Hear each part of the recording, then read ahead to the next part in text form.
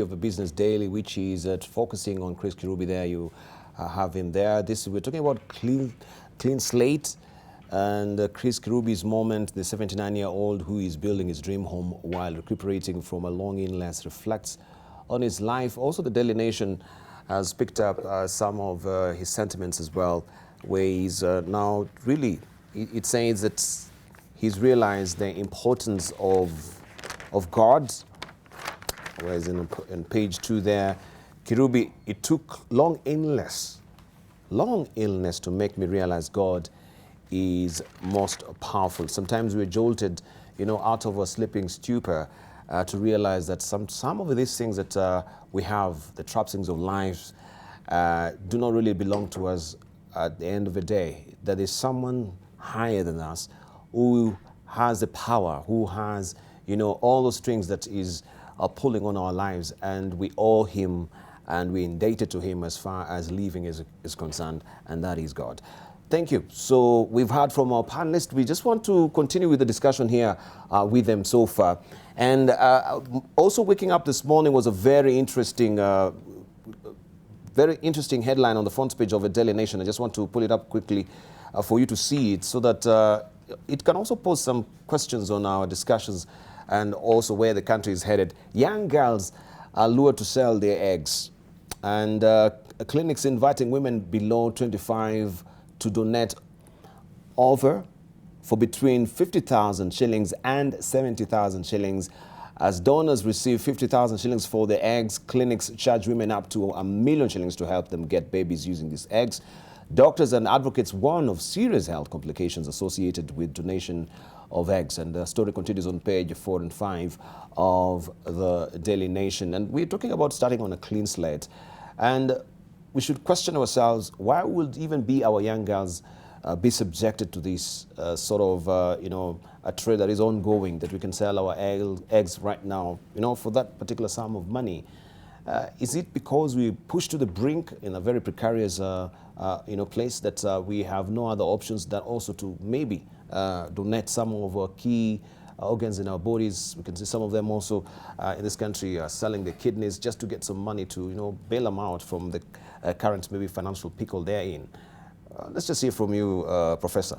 We began with you. Dibal, when these young people do some of these things, they do because they don't have a choice. They do because this is a way for them to make some money. This is a way for them to pretty much do something with what they have, and they're willing to take that risk. It goes back to what we just talked about. We churn out about 1 million young people in the job market in this country every single year. So the question we have, and the fundamental question we have to ask ourselves, are we able to create enough jobs to absorb this 1 million people, young people that we churn into the market every single year? And the answer is just simply not. Because one, the economy is not growing fast enough. Two, if you look at, let's take Nairobi, for example, the county of Nairobi, where 62% of the money collected in this county goes towards paying people. Who most likely don't do what they're supposed to do. Now, when you see such a thing where recurrent expenditure is consuming a whole bunch of what we actually earn, we are in this cycle. It's a rat race. You make, you spend, you make, you spend, you make, you spend.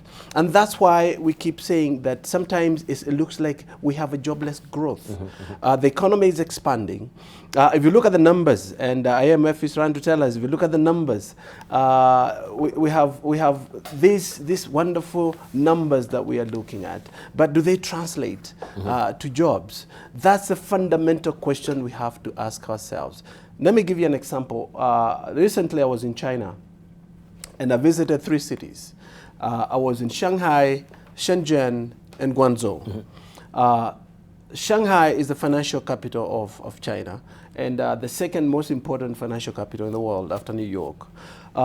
Then Guangzhou is the Silicon Valley, Shenzhen is the Silicon Valley of China. And then you go to Guangzhou, that's where all the traders meet. Now, within those cities, the time that I was in China, I have an interest in looking at the composition of people. My 30 years in America taught me one thing.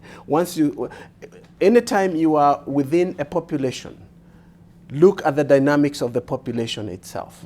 So I started looking at people from different countries, and I didn't see many Africans in Shanghai, but I saw a lot of Europeans and Asians, Japanese, and everybody else.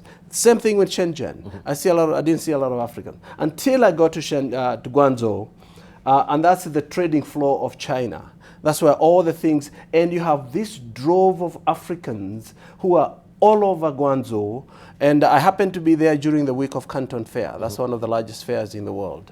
And these people are there to buy stuff. They are there to buy they bring the hard-earned dollars and shillings and nairas and all these hard-earned money, take it to China, buy these cheap products, and then come and sell them to our people. Now, that kind of economy has led to a premature arrival of a lot of African countries into service economies, instead of being economies that actually build stuff. So if you don't build our industrial base, we become a trading economy. And that was the Big Four agenda was supposed to be addressing. Now, when you go to all these markets as you see all over this city, these things are coming from China, from other countries and all. Are we really creating jobs? No, because we have poor people trading amongst poor people. We are not adding value with the things that we are getting from China and coming to sell to our people. So we should be paying attention to the structure of the economy, where industrialization, the basic fundamental infrastructure or making stuff. I call it stuff. You should listen to my people at the college when I tell our people we need to start making stuff, making things, encouraging our people. Value addition, extremely important. And therefore, if we don't go in that route, we are going to see more of this. Or young people selling their body parts and organs and all that to make a living. But if there are jobs that we can create for these young people, and we look at the fundamental structures of our economy and see the things that we need to do in order to create jobs, that's where we as leaders need to be held responsible. Right. So Joyce, how do we start then on a clean slate when we have an old template? Will we just be getting the same results? You mentioned all these different facets of the economy, talked about the sports, looking at entertainment. Of course, Eliud Kipchoge gave us, of course, an impetus, fresh impetus last year that are truly, our dreams can be valid. We can actually achieve more. We can believe and trust in our abilities. But how do we start on a clean slate and still we have an old template? I like the phrase that you have used, believing in our abilities. And I think about our mindsets. We have talked about choices. And it's important to realize that we do have choices. Now, when the young girls decide to sell their eggs, when young graduates from university decide to dig terms of applying what they have learned as professions, and we see buildings collapse because people are taking shortcuts, then that tells me, or should tell us, that there's a change in mindset that we need to have. That even as we start on a clean slate, we do not have to compromise our future for the sake of getting short-term gain. So let me refer to a story a friend of mine told me.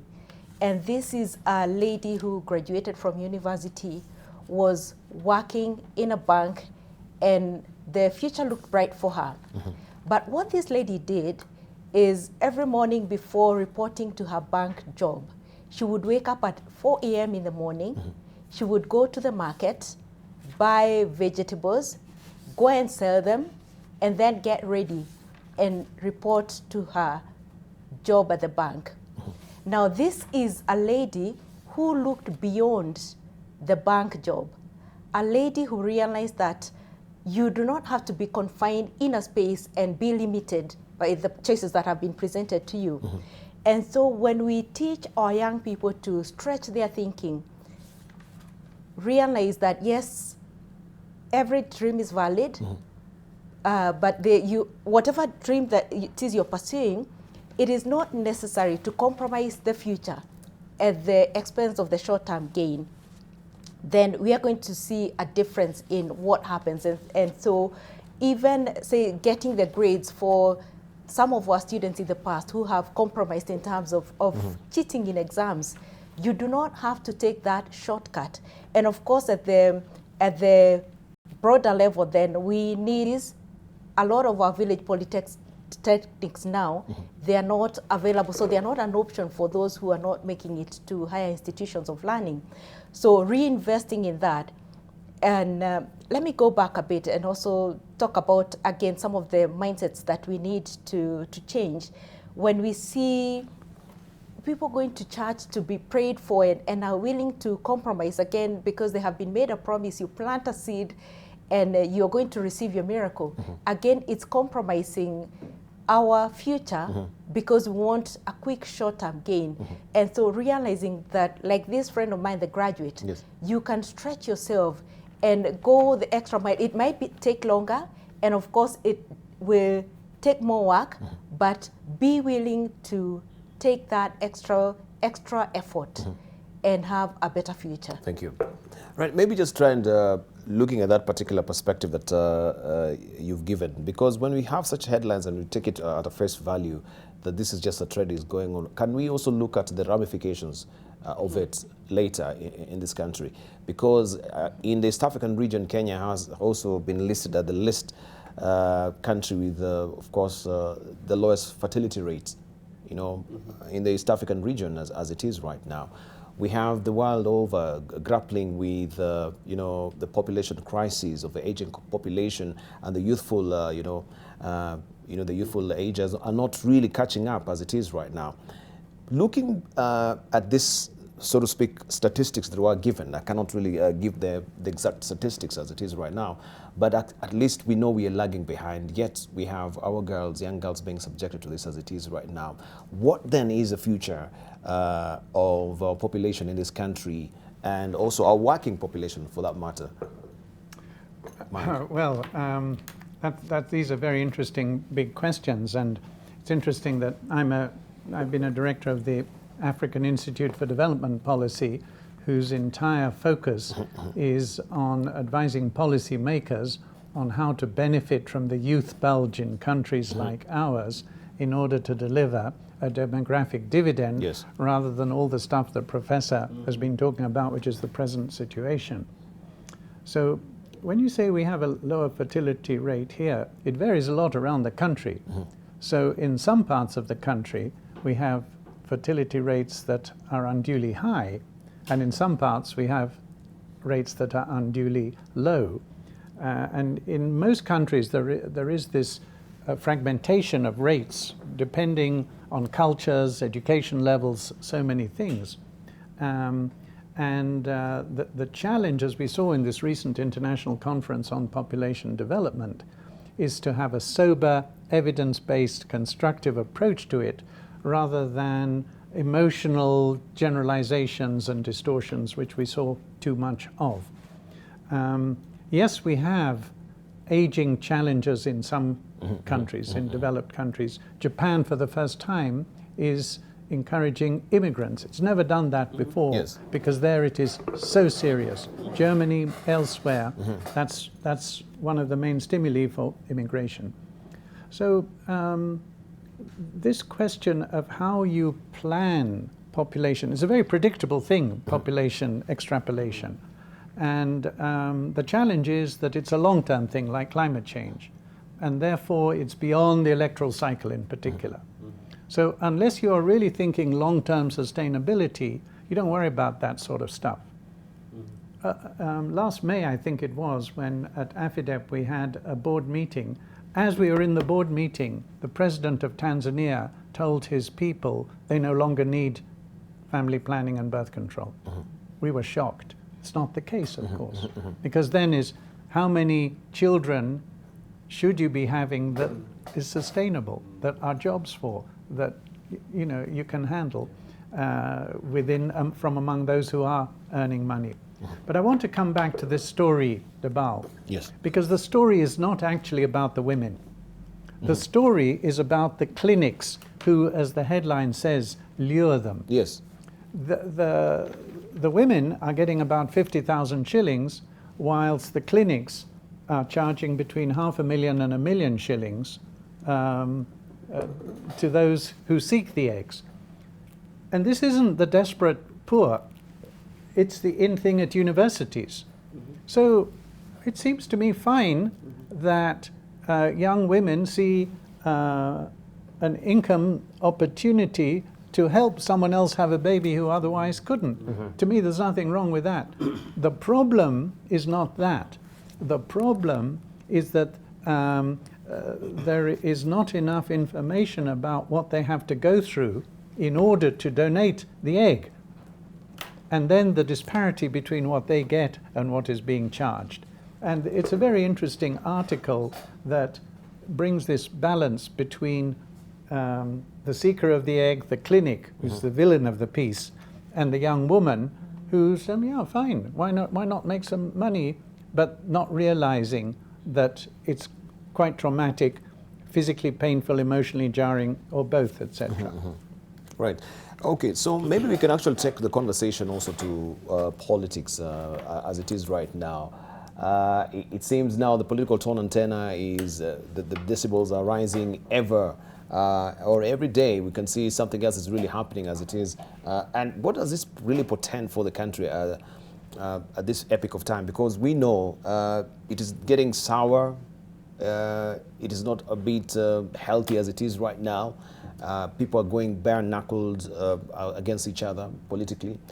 What does it portend for us? Because we began very early. 2022, you say there is life beyond 2022, Joyce. But let's just hear from Prof. When we currently look at the politics of a day, and even as a media who is a conveyor of information, do you think also... Not even the media, particularly the media. Particularly. All right, let's hear from Prof. Dibal, this is one of the few countries in the world where politics is a full body contact sport, where you get engaged in this duel for the entire season. Yes. And it's unfortunate because it takes valuable time from valuable discussions and valuable things that we should be doing to solve the problems of our people in this country. Everybody is so busy trying to position themselves for political positions or influence 3 years from now. Everybody is so busy. And unfortunately, Dibal, it's everybody who has everything to do with the national impact of where the whole country is supposed to be headed. And the other day, I remember I was with the governor of Laikipia on radio on Sunday, and he was showing us the trend of the locusts and the way the locusts were headed. And we are looking at that trend, and then I'm saying to myself, these millions of these little things that are flying all over this place, the moment they reach Nyandarua, if they go that way, and Nakuru, and these are the parts where our daily foods are coming from. We are looking at a very, very serious scenario. And what we kept on asking ourselves during the time that we are on radio is, this is indeed a national is a national emergency. And at that time, it was only the county governments that were trying to fight. So the question we're asking ourselves is, all the machineries of the national government, and I'm so glad that Munya has now started that journey, have actually been activated to make sure this country not only does it not starve, but it doesn't now destroy all the crops that are in some of these regions. And some of these are perennial crops. Yes. Let alone tomatoes and others that we can do within a short period of time. Some of them are perennial crops. So it's a national emergency. So the question then we have to ask ourselves is, if our politicians at all levels, both national and county governments, they're so involved with political maneuvering and political positioning, and we forget about running things that they were put there to run, what happens to the economy? The economy starts to suffer. What happened to Wanjiku and Odhiambo and Ochiel and Wafula and everybody else? They can start to feel that pinch. So the question then we have to ask ourselves, why are we so drunk on politics? and we don't spend enough time doing the things that we need to do to make the lives of, remember those 7 things I just put together? Yes, yes. Those 7 things define who we are as leaders. And the fundamental question we have to ask our people is, if somebody is having a negative impact in any of those 7 things, why should you be listening to that person? And unfortunately, our people do. That's why sometimes I blame our electorate for recycling.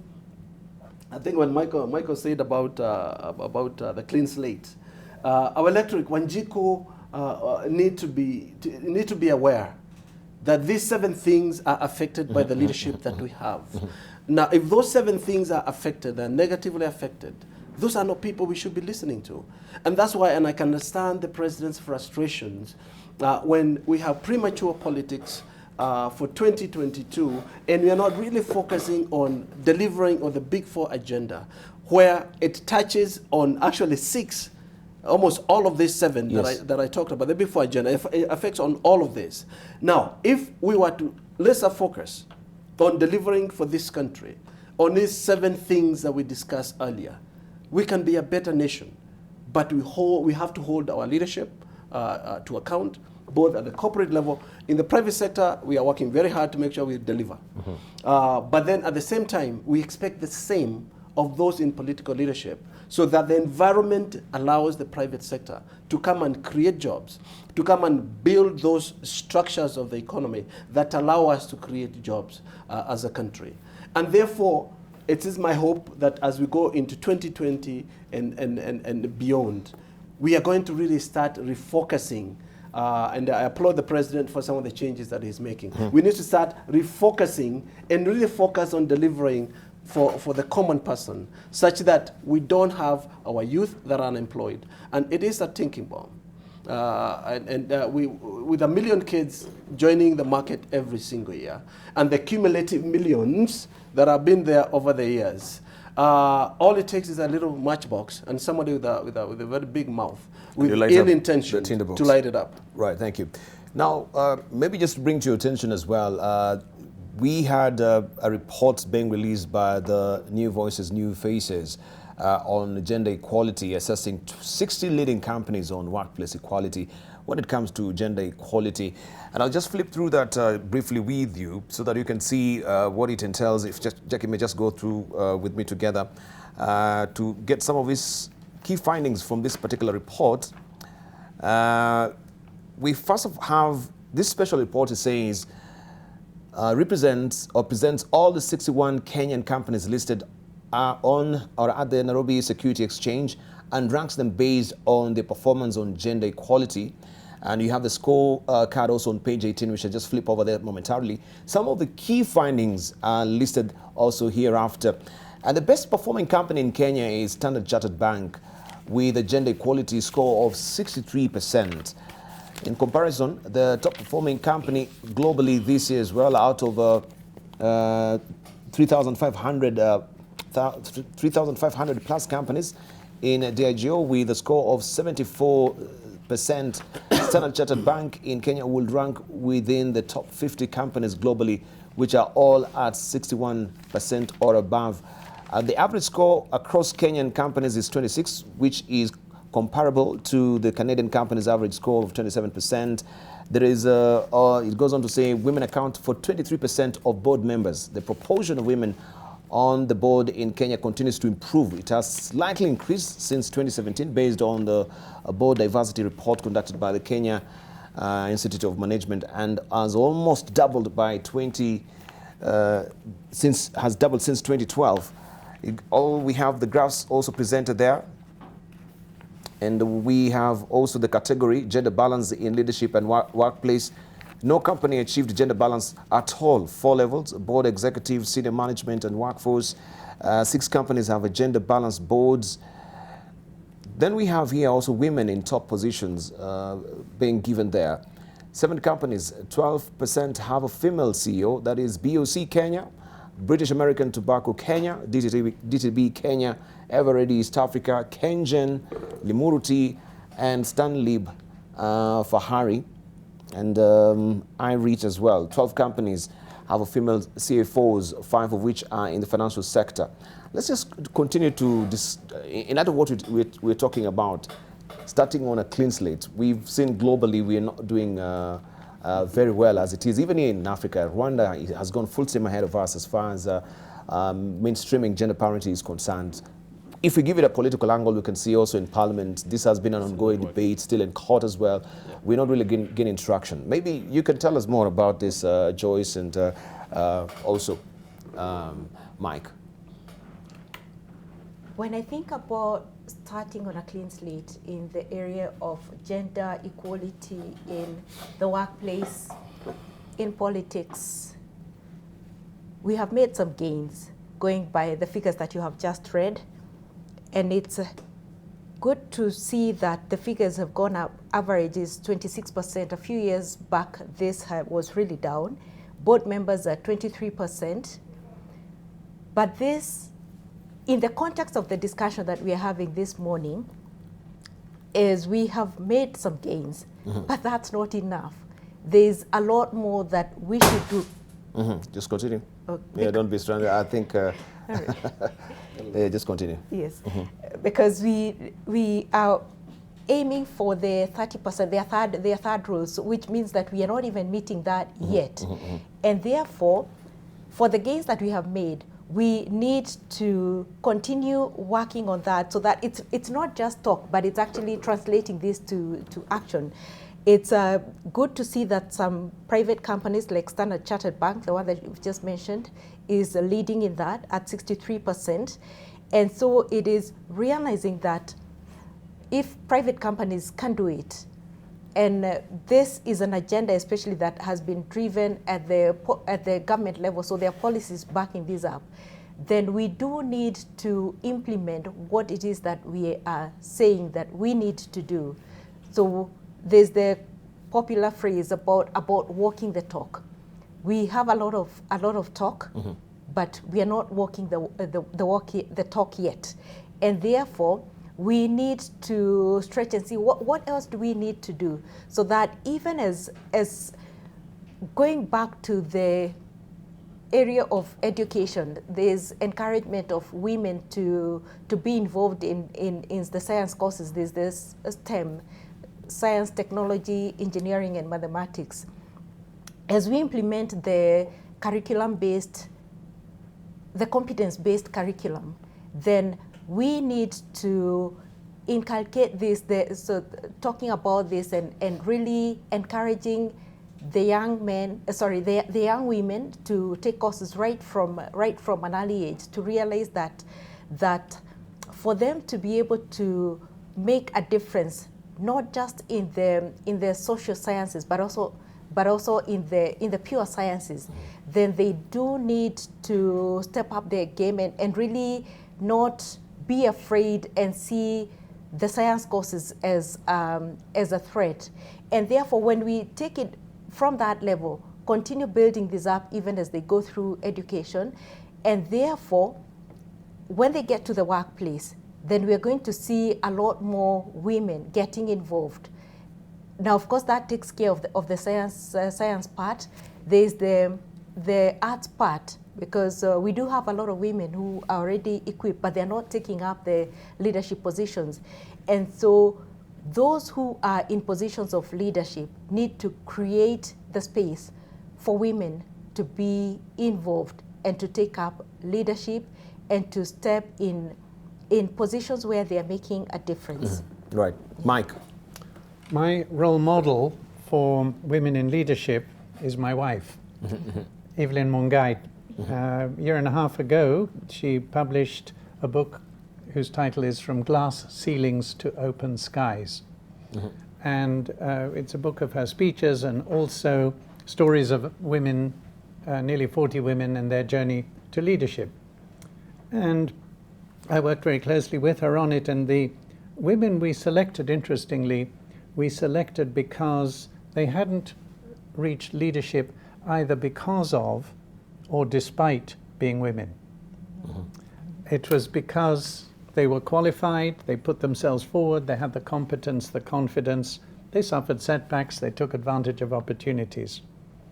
And I think we have to appreciate that this is a journey. It's not a slate scenario where you wipe it clean and yesterday you don't have gender equality and today you do. And I think that in countries like Kenya, we've come a long way with the urban professional woman. We're not talking about the rural areas where it's a mixed bag of things for understandable reasons, cultural and so forth. But when my wife goes, for instance, to Malaysia, to Indonesia, she sees how very far ahead we are here. In those countries, women are maybe symbolically at the top table, but they don't say very much. They're not listened to very much. Here, that's not the case at all. Where I am a consultant, a director, there are women, there are men. Gender is neither here nor there in who has what role and who's listened to and on what subject.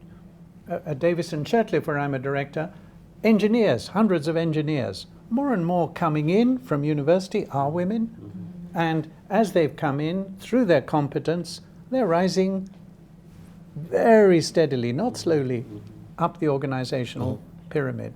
So I'm one of the more optimistic people on this topic, appreciating that it is a journey, that we're not doing as well as some, Rwanda, we're doing better than most, except, of course, in the area of politics, which is so much more challenging. My wife stood for Parliament in 2007. She didn't win, but I didn't think it was at all because she was a woman. She wasn't prepared to do some of the things one has to do. Right, and of course we can see the list is here as well for the rankings before we hear from Prof. Or Joyce. There you go. I promised to give you the rankings. You can see the list there. Barclays Bank is, not really Barclays, but Standard Chartered Bank is at the top there, followed by... With a chairman who's a woman. Yes, all right. The chairman is a woman right now, so Anne Mutahi, whose husband has just joined the cabinet. Anne Mutahi was the immediate former chair. Former, yes, sorry, yes, former. So You're right now we have Patrick Obath. Yes. And then we have Scan Group as well, Safaricom, and Barclays Bank of Kenya, Kenya Airways, and the list goes on and on as well. And TransCentury is at the end there. So where Anne Mutahi is on the board. Okay. So this is a list, and let's hear from Professor. Can I, sorry, just before Professor starts, yes. the other person that I wanted to mention and her organization, who's sometimes on these panels, is Catherine Musakali and her wonderful organization, Women on Board. Women on Board, yes. Where I'm also involved. And there, it's a question of promoting the capacity of women to be on boards, the matchmaking between boards who are seeking women and women who are seeking board positions. It's a great institution, and Catherine's a great lady as its chair. Maybe also Prof can tell us how the board of Mata Hospital is doing as far as but you're not listed as well at the NSC. Yes. No, we are doing well. We are doing well. The issue on gender, for one, it has to be methodical and deliberate. And if it's not methodical and deliberate, naturally you see ladies being disadvantaged because of some of the corporate cultures that we see. The same thing with politics. They are not willing, they're more unwilling to compromise their integrity than the gentlemen are. So they are more likely to shy away from doing things that they will go like, that one, I don't think it's me. So we have to be very methodical and closely with KCB Foundation and MasterCard Foundation in the Young Africa Works program, where we are looking at training about 114,000 young people, young men and women, the next 5 years, both in construction, both in agriculture, and both in manufacturing. And those are deliberate programs that have been set to create over 1 million jobs, almost 1.5 million jobs the next 5 years. So with that in mind, MasterCard Foundation has asked us deliberately to make sure that we recruit a lot of women. And because we are focusing a lot on agriculture, and that's why we go now where Mike was talking about, when you go to the rural areas, the disparities are much higher in the rural areas. And I do believe agriculture is what is going to drive industrialization in this country. And you know as well as I do, a great evolution happens before we have industrial revolution. So we have to get it right in agriculture, such that when our people are able to feed themselves, we have enough for trading, we have enough for the markets, we have enough now to start producing. But how do we do that? If we look at each product's value chain, and within that value chain, we deliberately look at different verticals within that value chain. And we bring out the potential in each of those. And I'll give you an example. You take coconut. Yes. Coconut has 12 different uses. And these 12 different uses, most of them have been totally ignored. And they're ignored because we are busy with Madafu, we are busy with things that actually don't add a lot of value.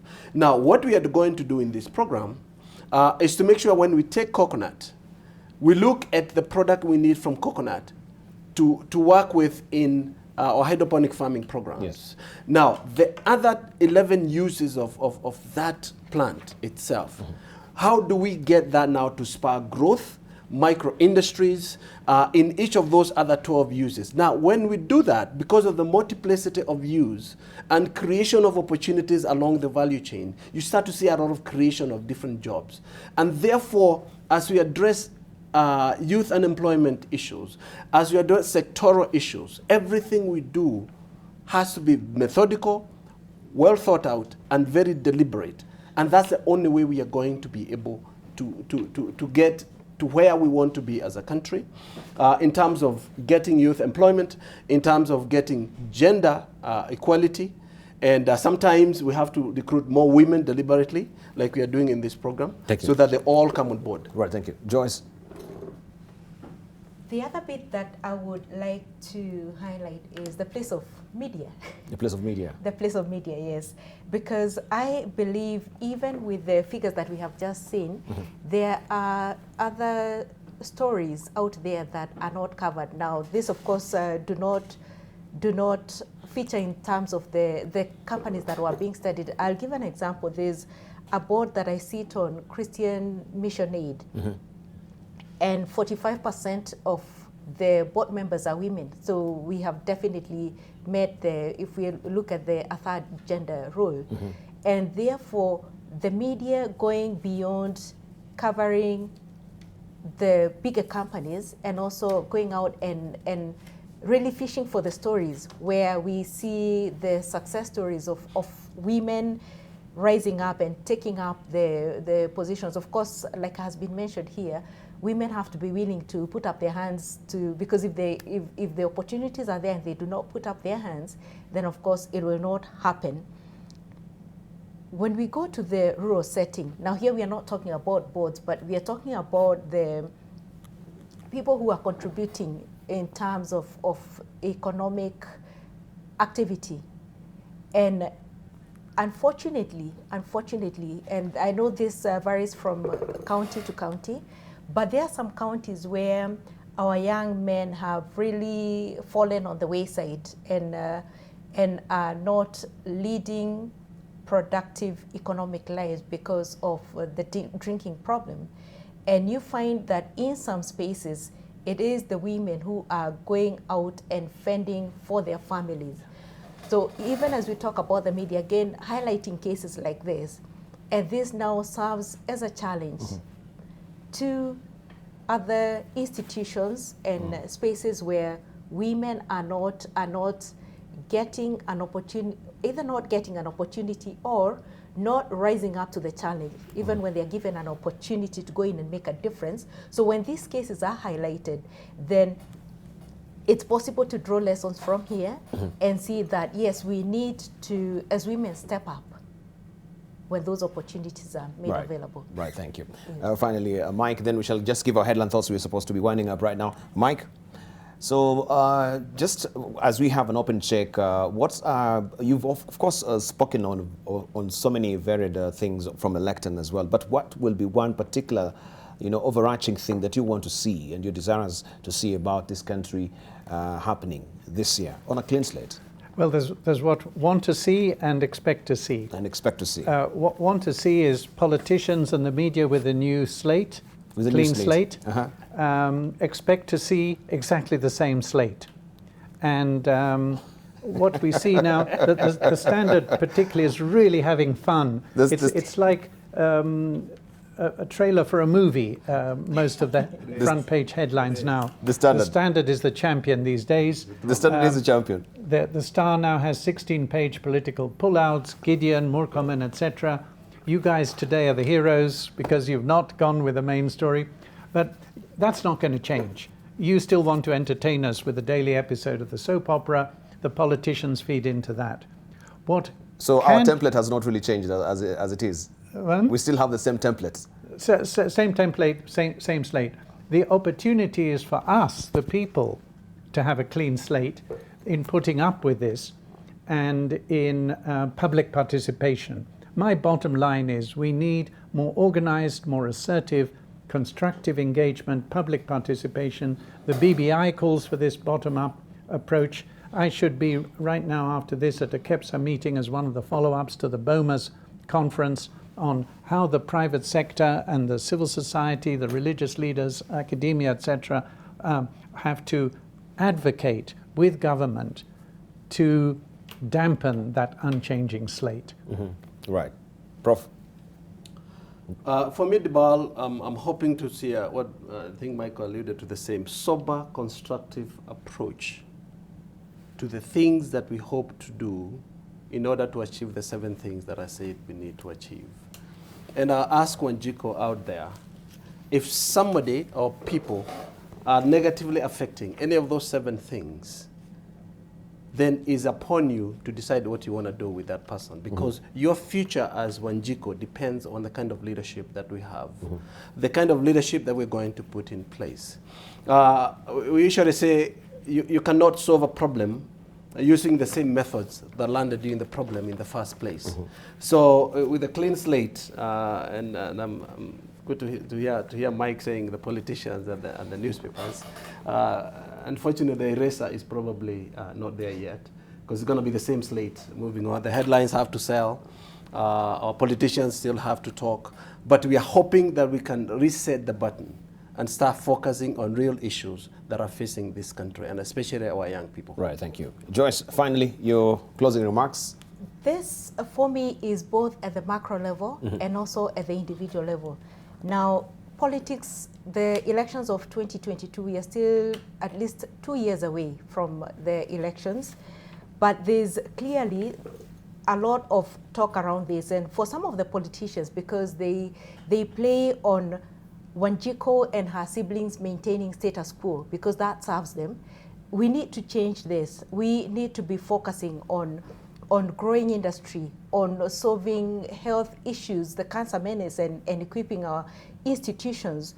We need to be thinking about the slums.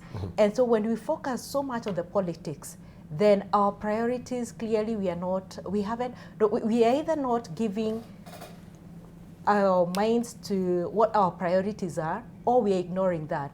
And now when we come to the individual level, it's many times you get, when you go for a chama meeting, go for in the office lunch break, at whatever forum, the focus is what's in the media, again, the politics. And so at those 2 levels, we need to reorganize our priorities and focus on the things that will help us build industry and help us make a difference. Right, thank you. Thank you, Joyce Kaduki. She is a leadership coach and trainer. Also, Mike Eldon, who is the founder and the managing director of the depot. Also, Professor Dominic Mwenja, who is the CEO of Mater Hospital. We were expecting Tom Kagwe and Tufosa Kwakasuba as well. They did manage to make it today, but nonetheless, we've had a very interesting conversation, and thank you also for your valid company, your reactions on social media. I promise this year I'll improve also on just reading out your comments on social media and engaging you more on the program. Thank you very much for your valid company, and I hope also you're starting on a clean slate. Please make sure you travel light this year. My name is Dibalada.